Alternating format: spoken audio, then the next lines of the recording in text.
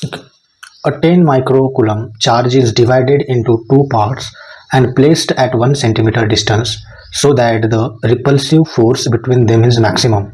The charge of two parts are. So इन्होंने एक question दिया है. So एक चार्ज है, दैट इज सॉल्यूशन. एक चार्ज है जिसको हम क्यू कंसिडर करते हैं. इसका ये कितना है 10 माइक्रोकूलम का एक चार्ज है and is divided into two parts. ये चार्ज डिवाइड हो गया. सो क्यू ये डिवाइड हो गया टू पार्ट्स में, दैट इज हम Q1 एंड Q2 बोलते हैं. एंड इसका जो डिस्टेंस है, जो D है, वो 1 सेंटीमीटर है. That is 1 centimetre is equal to, so D equal to 1 into 10 power -2 metre.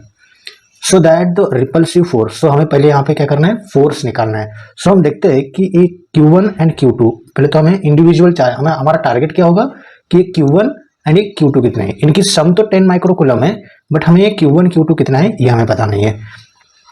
तो first Q equal to Q1 plus Q2. So Q कितना है, टोटल चार्ज 10 माइक्रोकूलम है, equal to Q1 plus Q2. So हमारा यहाँ से Q1 कितना आ जाएगा 10 microcoulomb. Q2 निकालते हैं.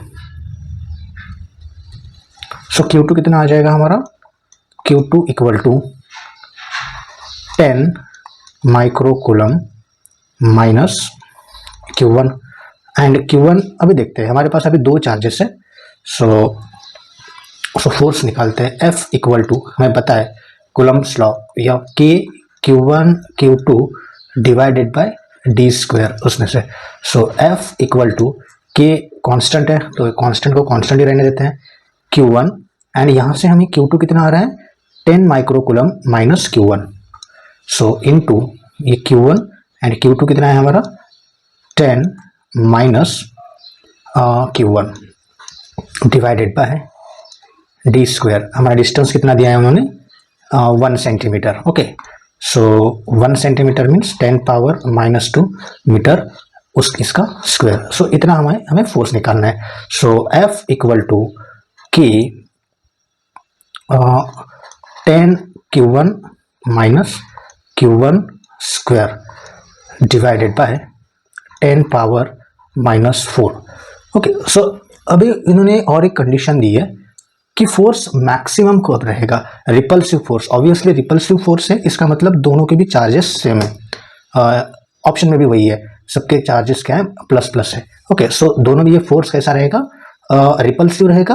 और मैक्सिमम हमें फोर्स निकालना है, तो हमें मैक्सिमम की कंडीशन निकालनी पड़ेगी.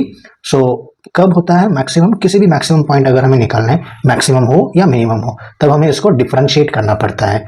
D f by d q में डिफरेंशिएट करता है, d f by d Q1 में.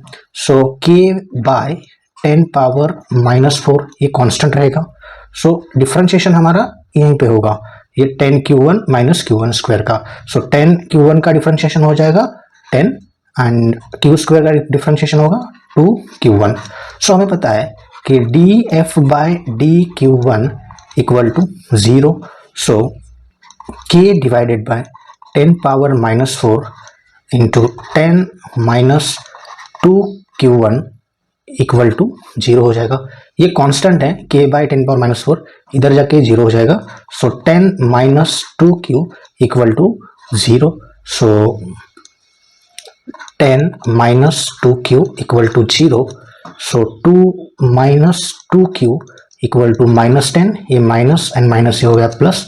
सो हमारा Q1 आ रहा है 5 माइक्रोकूलम. ओके, और यहाँ से अब हम Q2 भी निकाल सकते हैं. सो कैसे, सो इन्होंने दिया है Q1 plus Q2. So 10 microcoulomb is equal to Q1 plus Q2. That is हमारा टोटल चार्ज कितना है, Q is equal to Q1 plus Q2. ये Q1 की तो वैल्यू हमें मिल गई है, अभी Q2 की निकालते हैं. सो